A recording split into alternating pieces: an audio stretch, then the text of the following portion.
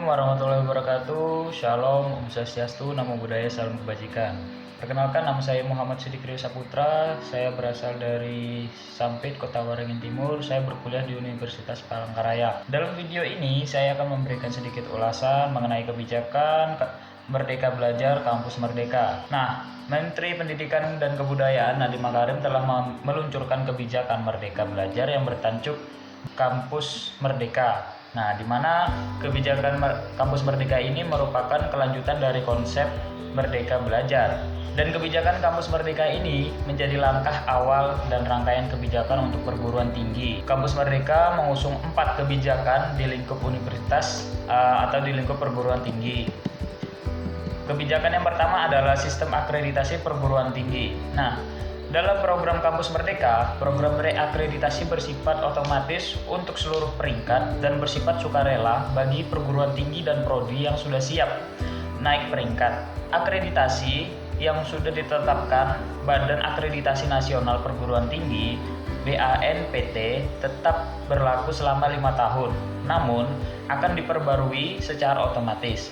Pengajuan reakreditasi PT dan Prodi dibatasi paling cepat 2 tahun setelah mendapatkan akreditasi yang terakhir kali. Untuk selanjutnya itu ada kebijakan hak belajar 3 semester di luar Prodi.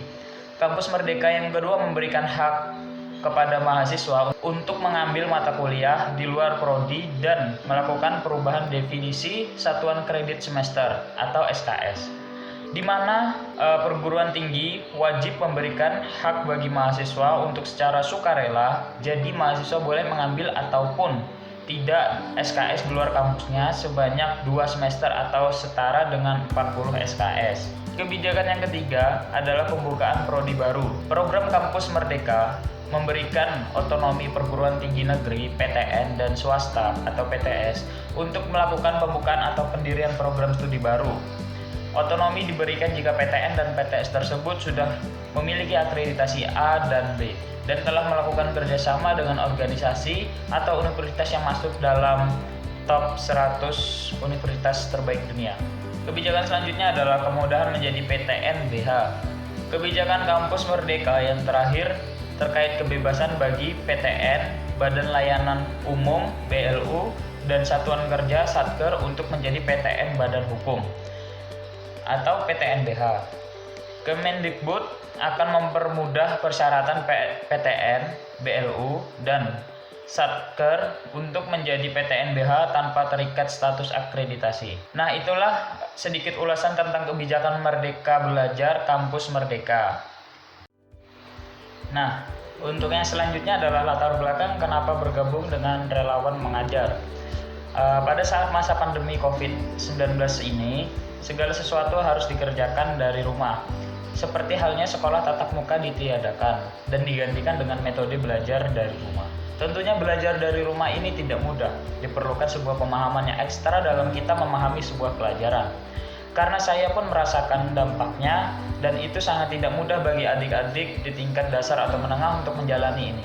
Hingga suatu hari saya mendapat sebuah kabar dari teman satu organisasi untuk ikut dan bergabung dalam program mengajar dari rumah ini.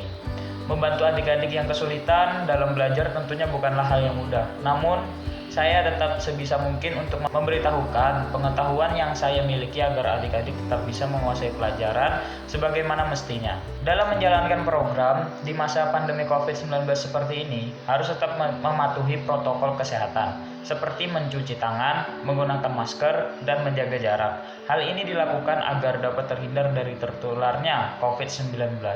Mungkin itu yang menjadi latar belakang saya mengapa saya mengikuti program mengajar ini. Sasaran siswa yang dibantu itu mulai dari TK 0 kecil hingga kelas 6 SD. Nah, saya memberikan pengajaran hanya untuk anak TK dan SD karena mereka itu cenderung kesulitan dalam belajar. Contohnya saja seperti adik saya itu mengalami kesulitan dalam belajar karena hanya setiap hari hanya mendengarkan guru berceramah melalui media sosial atau memberikan tugas dan hanya menyalin soal. Oleh karena itu, dengan adanya program mengajar ini, saya memberikan sedikit edukasi dan pengetahuan yang saya miliki untuk membantu adik-adik ini untuk menyelesaikan permasalahan yang terjadi agar adik-adik dapat menguasai pelajaran sebagaimana mestinya. Ulasan materi yang diberikan itu saya memberikan pelajaran berhitung bagi anak TK dan memberikan pelajaran matematika, PPKN dan lain sebagainya untuk anak SD. Untuk metode pembelajarannya saya hanya membimbing mereka agar mereka dapat lebih lancar, lebih mengerti bagaimana cara mereka dapat menyelesaikan sebuah soal dan bisa memahami bagaimana pelajaran yang telah diberikan. Terkait kondisi sebelum dan sesudah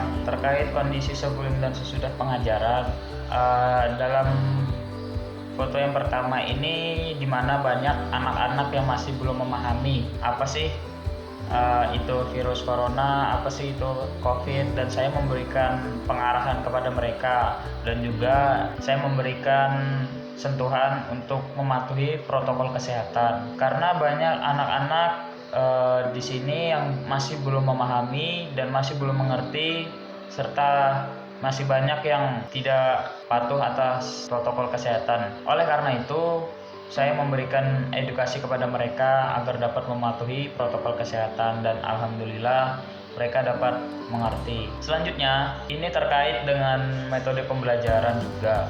Dalam kita memberikan pelajaran itu tidak semua diterima oleh murid atau adik. Dalam kita memberikan sebuah pelajaran itu mungkin tidak sepenuhnya diterima oleh siswa. Nah, untuk mengurangi agar mereka itu tidak terbebani pemikirannya, saya memberikan sedikit permainan kepada adik-adik agar mereka dapat lebih rileks dan selanjutnya dapat mengikuti pelajaran dengan sebaik mungkin. Dan itu terbukti karena pengaruh mereka yang masih anak-anak dan cenderung kesulitan belajar, maka saya iringi dengan bermain agar mereka dapat mengikuti pelajaran dengan sebaik mungkin. Untuk selanjutnya ini ada sebuah foto dari adik Arka, dia TK 0 kecil di mana dia masih kesulitan dalam berhitung. Nah, saya memberikan arahan, memberikan sentuhan agar dia dapat bisa berhitung